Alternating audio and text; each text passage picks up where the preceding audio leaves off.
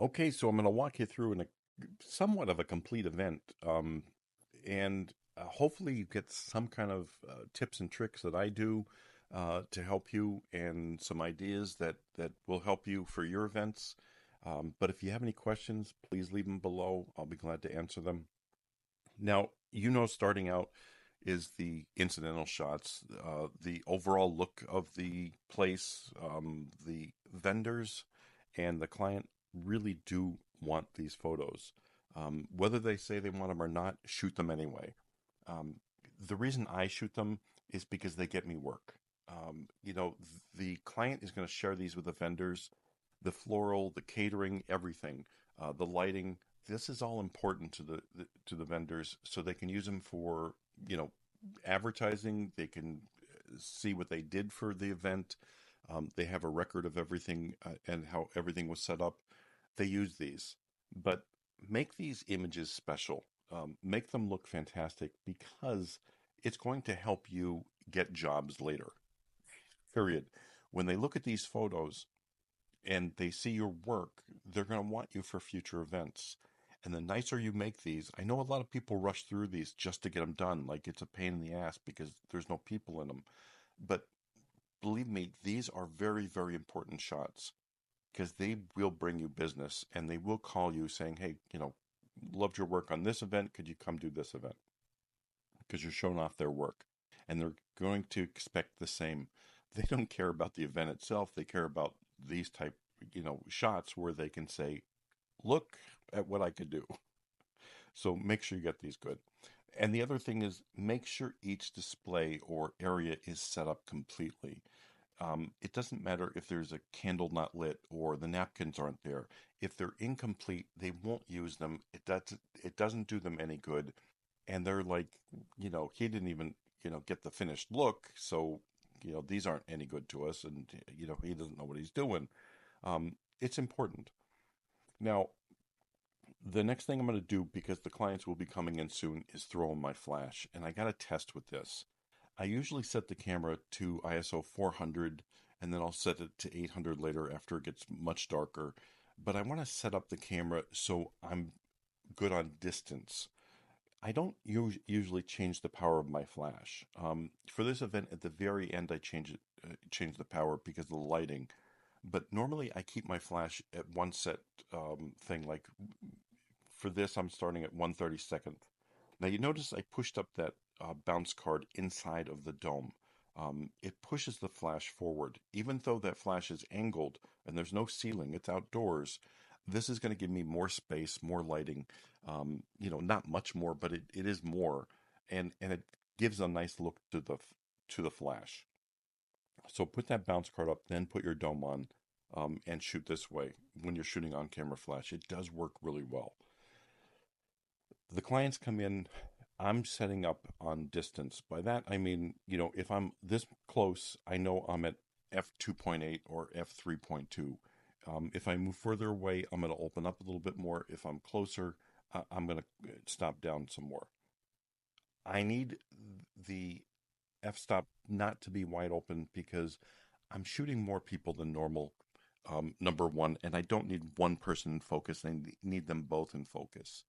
you know, and not many times are you on a perfect plane because you're shooting at angles and so forth.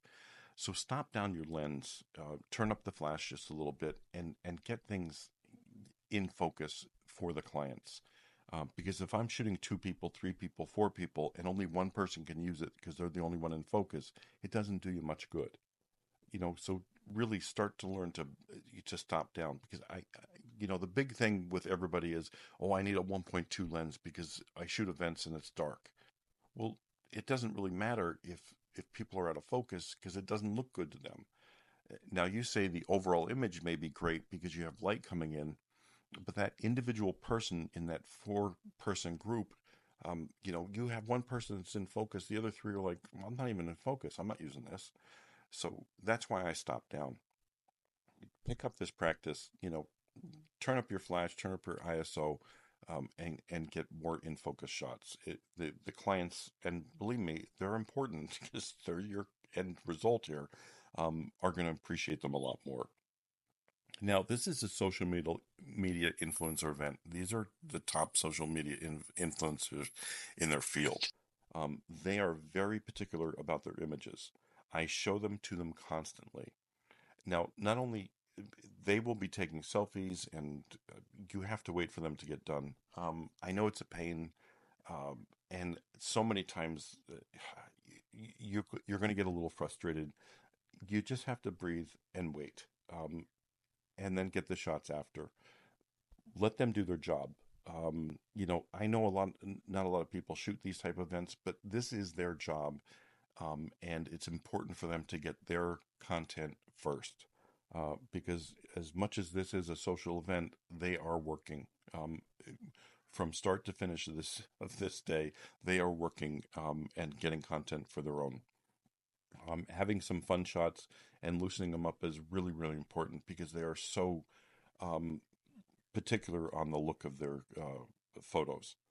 Now, you're going to be asked to take so many iPhone photos for these type of events. You just do it.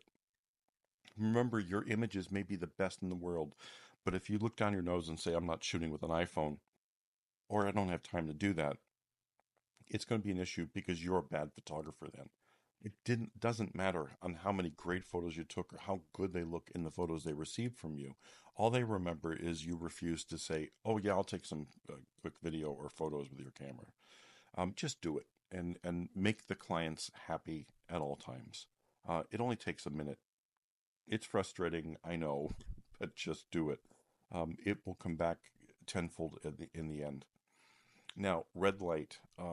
This event is, they have a red and orange light bar at the top of the building, and that's pretty much the blunt of the lighting for this. So I had to turn up my flash. I lose a little bit more ambient lighting, but it's better than having, red skin, because it's so hard to correct in post. This, I left a little bit of red in. It doesn't look bad, but I did have to turn up the flash to combat it just a little bit. Um, and as you go, you can backlight them with that red light and use the flash, and it's not bad. But this is a flash look. But sometimes you don't have a choice. So that's the only time I had to change my flash in this situation is when I went back into this area, and this red light was just so overwhelming. It's just too much, and believe me, you can see it on my arms. To fix this in post is pretty hard, if not impossible at times. So just turn up your flash a little bit more, to combat that, or backlight them as much as you can with the red light versus having it directly in their face. But this is a small space, so I either have the orange light from the fires or the red lights from the side of the building. There's just not much I can do, because that was the only lighting. Now, last thing, there's different areas of events that you got to get all of them. And I know some areas won't be as nice as others, but you do have to get all of them and the people that are in them. People congregate to different areas, because maybe there's a bar here, maybe the food here, maybe it's quiet over here. So make sure you get to all of them, even though some of them aren't as aesthetically pleasing as the rest, and or like this area here was completely dark. This is outside an event space that was indoors, the only indoor part of this event, and it was so incredibly dark. I used the backlight from the bar behind to try to separate her a little bit, but I didn't do a great job of it. I should have moved her even more because of her dark hair, but I only have the one flash, and I don't have time to bring a second flash and a second person to do this kind of stuff. So this is inside that area where it was so dark. They have event going on in here. This is, the influencer getting product and so forth. And I have to take pictures here because they want every aspect of this event covered. So make sure you get those little side events and side areas that are forgotten or overlooked. A lot of people want to hear because it's quieter. They're getting free stuff from a brand, and they're going to want this because it is part of the event. Lighting wise, when it's completely pitch dark, and especially with a rangefinder like I'm shooting, This is hard. I'm just going to literally pull up my iPhone, put the light on it, just so I can focus really quickly, and then shut it off and get the shots. You got to do what you got to do. Again, for people shooting systems that can shoot in the dark like this, it won't be that big of an issue. But for me, I had to use it. Now, you see, I moved her away from the front. I'm using more of that light behind her. It's not much, but it's something. And it did help quite a bit. It gave me the light I needed. Now, she wanted another shot out here in this red lighting, believe it or not. And again, it is the worst lighting for photos. As you can see just in the video here, it's just hard to pull out. So the first thing I did is opened up a little bit on the aperture because it's a single person, and put my flash up just a little bit to get rid of that red look. It worked out kind of well. The photos come out nice, and I'm sure she will be happy with them. Anyway, I hope you enjoyed this. I had a lot of fun showing you the event, and hopefully you get some tips and tricks off of this. It did turn out well. I'm really happy with the photos. Um, these events are trying, and you just have to have patience and get as many of the clients that are attending the event as possible, so everybody has a photo to look at and enjoy, and the clients are happy.